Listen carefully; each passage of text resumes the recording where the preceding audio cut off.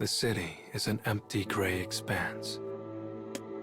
A uniformed group marches through the rubble-strewn streets, a 20-person platoon dispatched by the organization.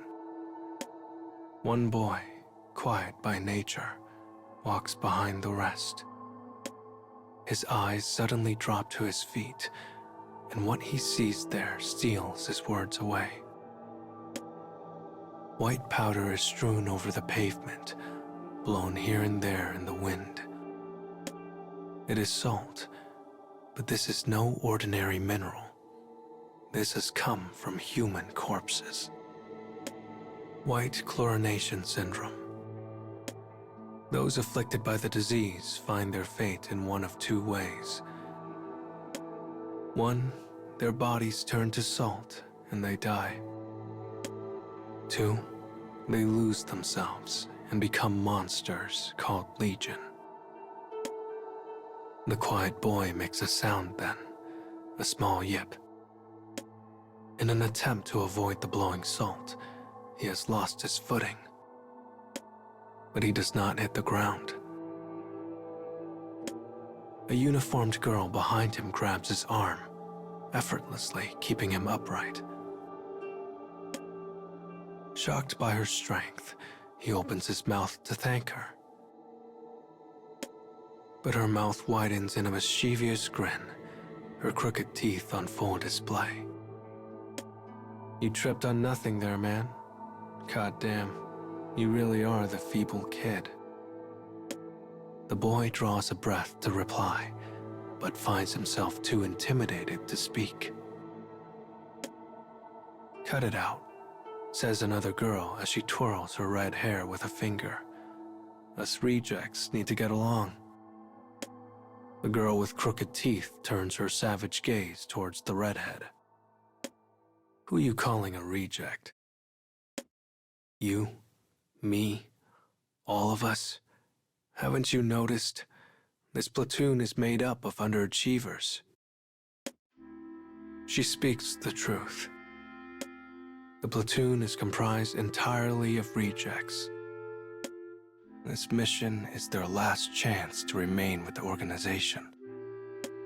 But the girl with crooked teeth does not accept this. I bet the people up top are worried about the reject platoon, so they stuck me here as insurance. The platoon's mission is to venture into an unexplored area and find a specific individual. Said individual is a researcher.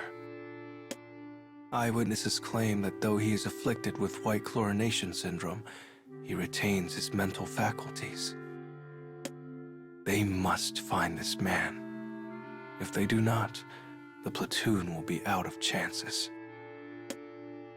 Hey, come on, says a small boy with uneasy eyes. Stop fighting. This boy knows the girls will argue forever unless he intervenes. His voice is nasally, his eyes twitch. He is the very picture of a coward. The girl bares her crooked teeth at the cowardly boy and hisses, sending him scuttling away. The quiet boy gives the rowdy trio a sidelong glance. Sighing, he turns his gaze to the sky and examines the gloomy violet cloud that hangs low over the city. It's coming. He knows this. He has known it since they first set foot in the city 2 hours and 42 minutes ago. Rain is on the way. A torrential downpour with lightning, wind, and fury. The quiet boy hoped conditions would improve, but it is not to be. Guys, he says, if a storm is incoming, they need to change their route. But no one replies. Instead, they come to a sudden halt and fix their eyes on a spot. Color slowly drains from their faces. Legion, whispers a platoon member. Their voice is despair. A skyscraper stands on the edge of collapse, its metal frame bared to the open air, and behind it, Legion. This is the fate of a person who becomes infected with White Chlorination Syndrome and loses control. Its outer shell is hardened bone, a cross between an insect and a crustacean. And it is easily over 130 feet tall. Fear and bewilderment raced through the platoon. They had no warning so massive an enemy might be waiting for them. Humans of flesh and blood, and rejects at that, stand no hope against it. It is so unreal, the platoon has trouble accepting it. The Legion slowly turns to look at them. Time is short now. As a single screaming mass, they turn and run into a nearby ruin of a building. Behind them, the monster's howl causes their ears to bleed. The building in which they sought shelter shudders, scarcely holding together. The Legion is attempting to smash the building and everyone inside it. The platoon members shudder in terror, their minds threatening to break at any moment. All except the quiet boy. His breaths alone remain measured, steady, calm. He stares out the window and thinks. Beyond the shattered glass, small droplets of rain quickly turn into a torrential downpour. Flashes of lightning illuminate gray clouds, followed by thunder nearly as loud as the Legion's howl. Suddenly, realization strikes. He knows how they can escape, and more than that, how his platoon of rejects can defeat the Legion outside. "I have an idea," he says. The cold steel in his voice instantly stills the panic rippling through his fellows. Prompted by their gazes, he begins to explain. He tells them how they can get out of this despair, about his 1 in a million bet. The platoon hesitates at first, but they eventually realize it is the only hope they have. At least, it's better than waiting for death. The quiet boy runs up a set of collapsing stairs to the roof and looks down over the city. Positioning himself somewhere with a clear view of the city below, he begins issuing orders that he hopes will get the Legion's attention. First up is the cowardly boy, who bursts from the building and begins to run. He is the swiftest of their group. He is the lure for the Legion, the bait. His fellows make sure the path is open for him. The girl with crooked teeth uses superhuman strength to remove piles of rubble, creating the shortest route to the target location. The rest of the platoon helps as best they can, clearing a path for the boy as he races past. The Legion lumbers after him, growing ever closer, but just as it is ready to reach down and rend the cowardly boy in two. "Hey, dummy, up here." The red-headed girl's voice echoes around the ruined city. From atop a nearby roof, she fires a bullet that knocks the Legion's hand away. Every member of the platoon knows what they must do, and they give their all to the effort. All is going according to plan. Because the quiet boy understands the strengths of his reject platoon. Finally, Coward and Monster arrive at a suspension bridge on the verge of collapse. A gaping hole yawns beneath it. Aging wires extend from worn-out towers, barely holding up the bridge deck as it sways in the storm. The bridge groans as the massive creature steps upon it. A flash of lightning streaks across the sky, covering the empty city in blinding white light. The entire platoon looks up as if in prayer. A loud rumble rips apart the sky. Lightning has struck the bridge's supporting tower. Wires twist and snap as the deck begins to give way. The cowardly boy dashes across the undulating surface and leaps to safety. But the Legion is not so coordinated, and it stumbles to the side. As it does, the bridge finally gives way, plunging stone and wire and beast down into the abyss. It wails as it falls, giving voice to madness. Though it is unlikely to be dead, the Legion will not be crawling up anytime soon. The platoon rejoices at the quiet boy's brilliance. He knew lightning always strikes the highest point. So he had them lead the Legion to the bridge in hopes a bolt might strike one of the towers. It was not so much a strategy as a last gasp, yet when he proposed the idea, everyone trusted him completely. There are no casualties. The reject platoon lives on. And in that moment, they all begin to praise their newfound savior.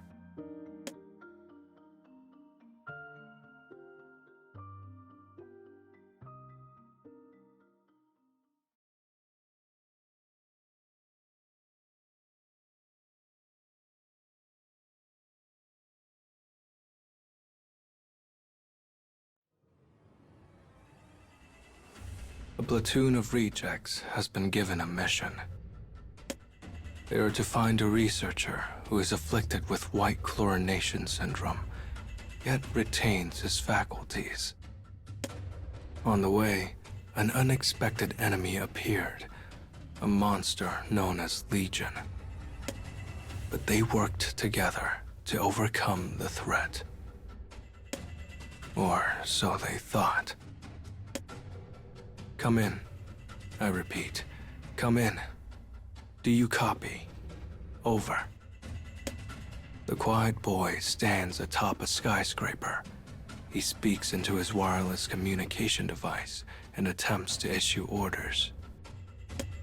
Yet the only responses he receives are the death throes of his platoon mates. They are the last thing he hears before communications cut off entirely.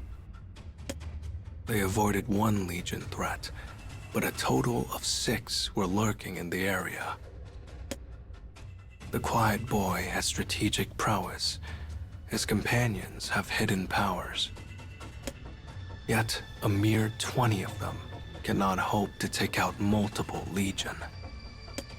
They requested backup from the organization, but none is coming. They are cornered now, trapped, doomed to annihilation. He hears his companions screaming for help before Legion howls drown them out. Unsure what to do, the boy stands frozen. He prays this hell might pass him by. A sudden quiet descends like a hammer. The rampaging Legion goes silent. Then they whirl about as one and begin marching away. They retreat before cornered prey. The boy does not know what is happening. Regardless, it is a miracle. His prayer has been answered. His surviving platoon mates slowly make their way to him. They cradle bloody corpses in their arms, remnants of their fellows. 13 corpses lay on the floor of a ruined building, including that of the cowardly boy. He was quick and agreed to act as bait, but he was not fast enough to escape the other Legion, and when they caught him, they tore him limb from limb.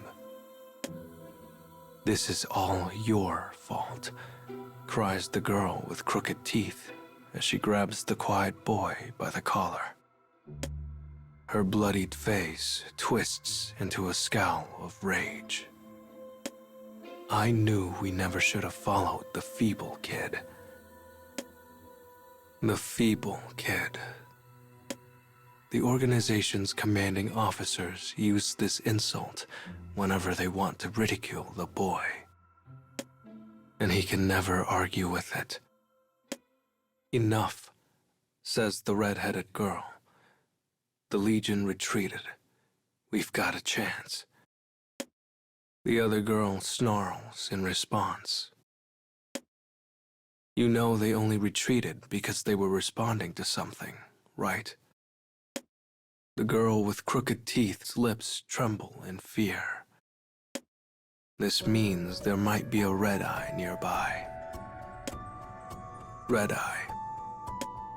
The nickname for intelligent Legion, those whose eyes glow red. They have the ability to control other mindless Legion, which makes them infinitely more terrifying. The thought that a red-eye might be in the area makes the quiet boy drop his gaze. When he does, his vision alights on the arm of the girl with crooked teeth. He sees white skin in the tears of her sleeve. White, like salt. "Your arm." At his words, she looks down at her arm and gasps. Those affected by White Chlorination Syndrome meet one of two ends. They either turn to salt and die, or become Legion. Her face twists in despair as she realizes the future that awaits her. And she is not alone. Of the 7 survivors, 3 are infected. Legion, Red-Eye, White Chlorination Syndrome. The platoon has been plunged into the depths of despair. But there is one hope. If they can find the researcher who has White Chlorination Syndrome and yet retains his intelligence, then maybe, just maybe, they can be saved. "We keep going," says the quiet boy. "Now let's move."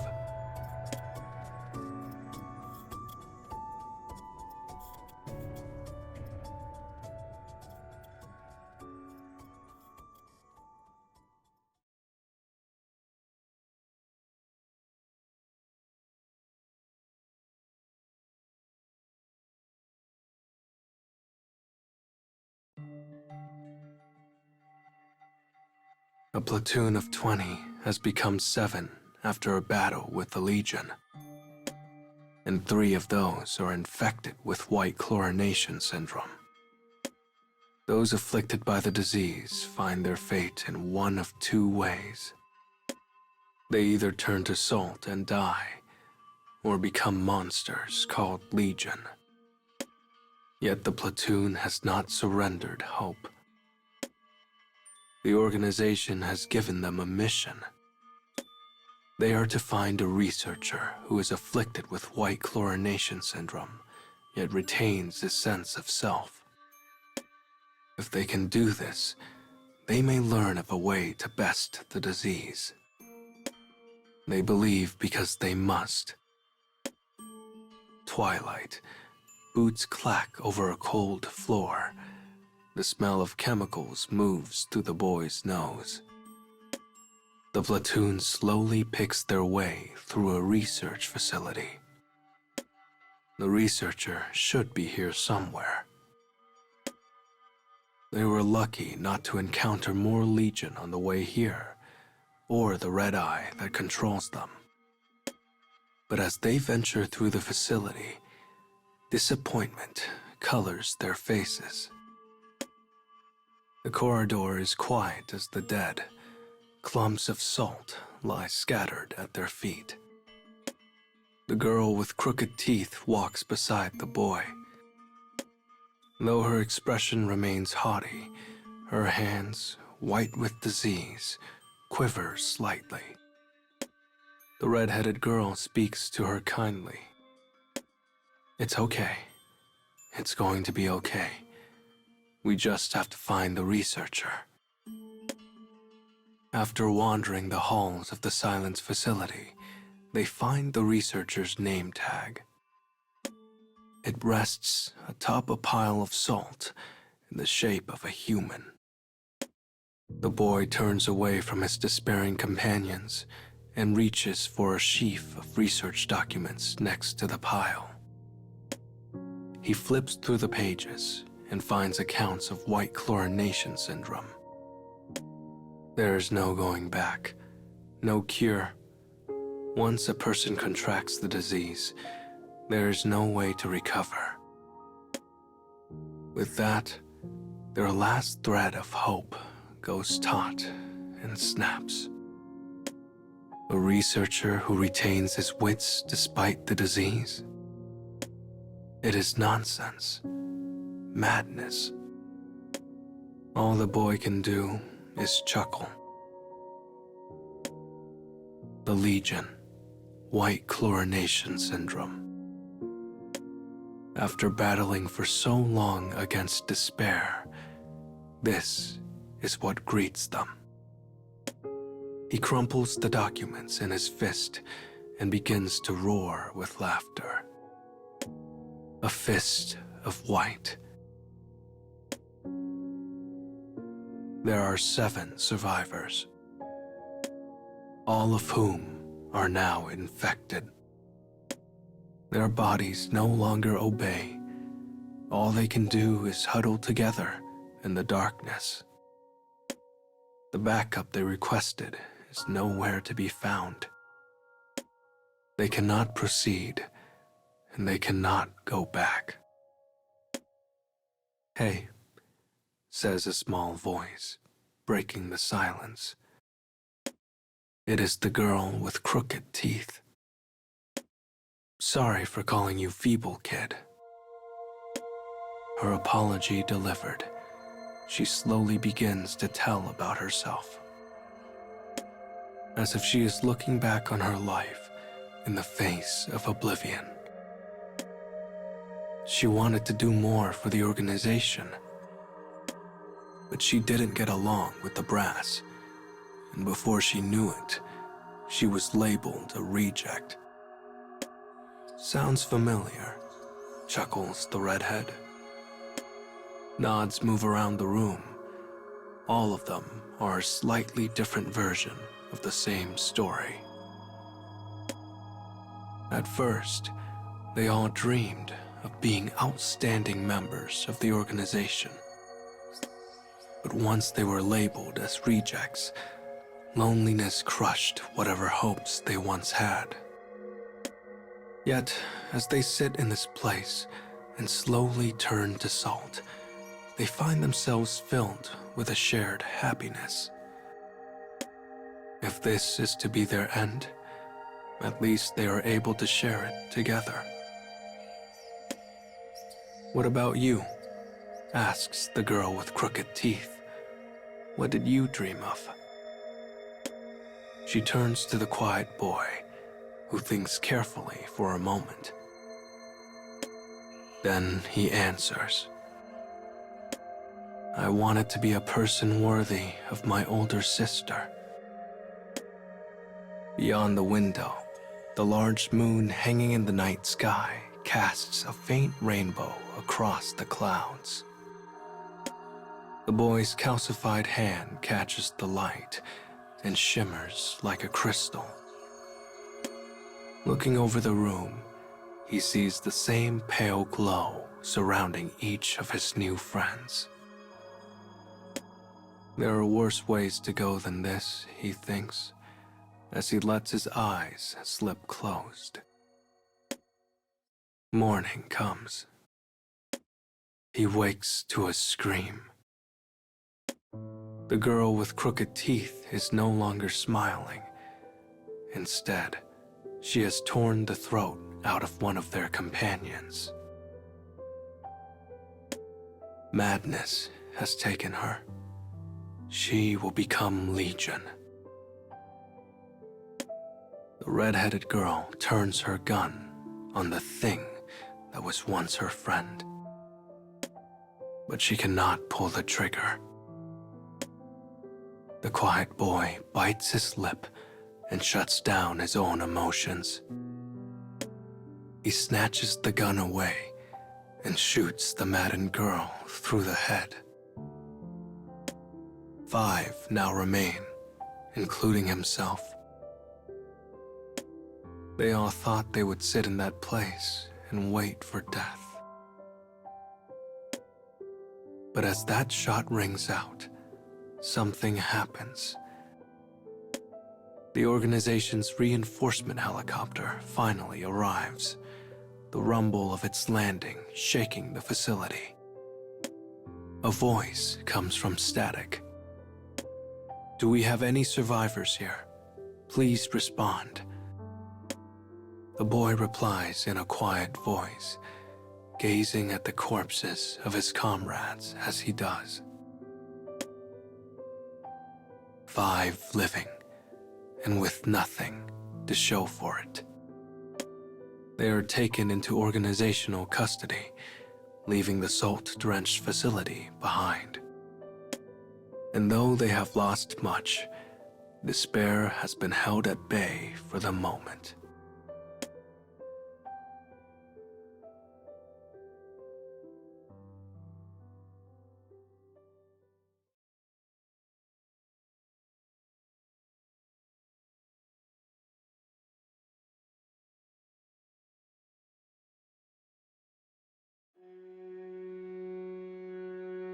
They are a small platoon of rejects sent into battle by the organization. Though White Chlorination Syndrome encroaches on their bodies, they have returned home from a Legion-filled hell. Despite paying a heavy price, they have obtained a key piece of information. The researcher who was said to retain his intelligence while living with the disease does not exist. Once it is contracted, there is no way back. In a deep recess of the organization's base, the boy lies on the floor of a cage. His skin is white, frozen. He can no longer move. The disease has almost reached its end. How did things end up like this? After risking their lives for the mission, all that awaited them were endless tests in a cramped and filthy cage. Dimly, the boy hears a woman scream.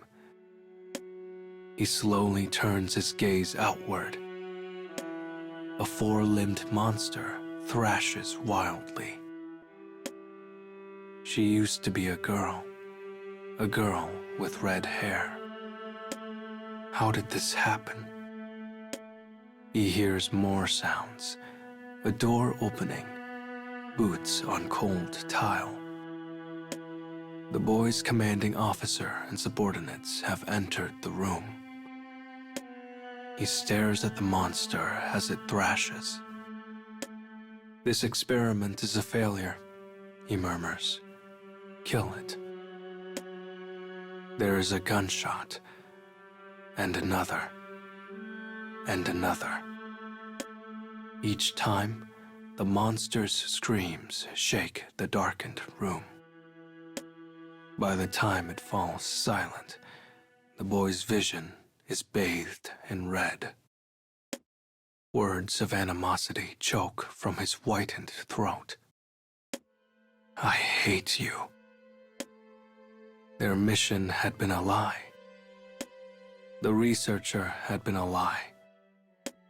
The mission's true objective was to send the platoon into unexplored areas to see if they would catch White Chlorination Syndrome. At which point, the organization could observe its progress. The red-headed girl had figured it out some time ago. After being taken off to one room or another, she'd gone a look at some files. The night she told him, a large moon had hung in the sky, just like the one he'd seen above the research facility. She quietly tapped on the ground as she spoke. "We're experiments. That's it. That's all." The boy did not believe her at first, but now he understands. They were just cogs in a great wheel of deception. "I have to thank you," says the commanding officer. He stares down at the boy with cold eyes. He goes on to explain that the appearance of the Legion had been a surprise. They thought the platoon would be wiped out, but when the boys saved them, the mission, the experiment, was able to continue. "Sadly," concludes the officer, "we have fewer samples than initially estimated." The boy does not know how long he has been here. As his body weakens, his hatred grows. It is an angry emotion. Red. "We just wanted to do our best." The officer tilts his head at the words. "What are you talking about, feeble kid? You did do your best. These experiments will serve our better personnel quite well indeed." The smiles of his companions flash through the boy's mind. They all dreamed of helping the organization, but now those dreams have been scattered to the winds. In that moment, something snaps deep inside the boy. The light in the room turns red. Sirens begin to wail, signaling a Legion attack. Screams echo throughout the base, followed by the wet sound of rotten fruit thrown against a wall. The commander and his men are baffled and afraid. Things are moving far too fast for them to control. Suddenly, the door is torn from its hinges. White aberrations, Legion, tear chunks from fleeing researchers. Meat slips from bone like a glove leaving a hand. Blood, slaughter, death. A feeling settles in the boy's chest as he watches from his cage. It is not fear, nor is it despair.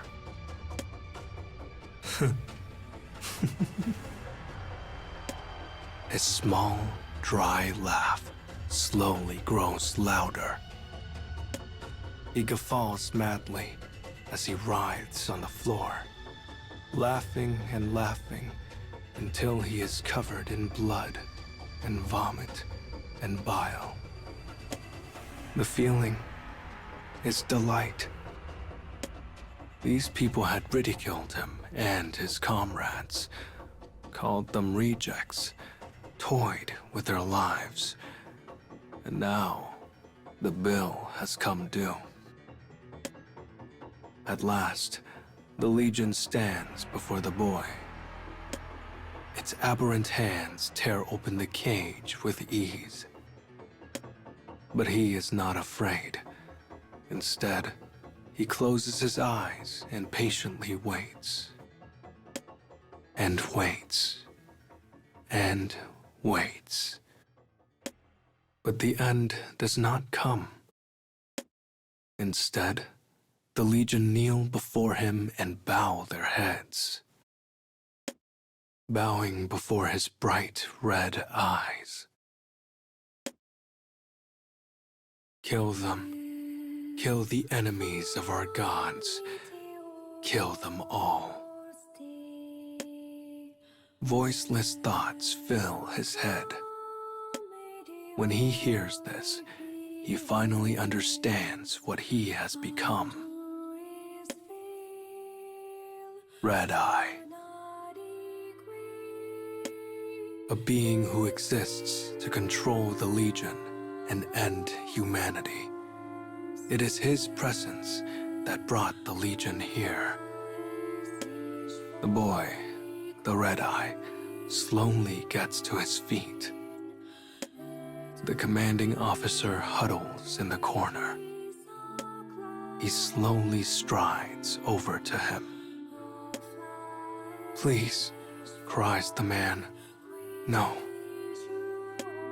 He looks at the boy and the Legion behind him as he begs for his life. The man will do anything to live, including flattering the enemy of all humanity. "I always knew you were special. I knew it. And you could use that power for the organization. You're nothing like those rejects. Nothing." His platoon mates, his friends, were all dead.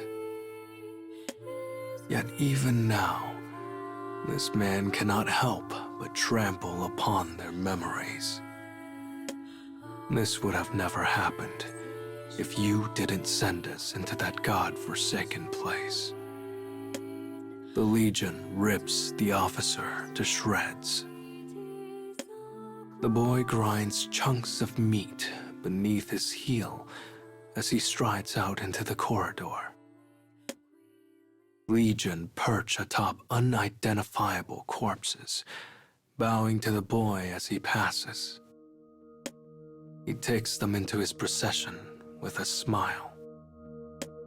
When they find a living member of the organization, he kills them. It is revenge.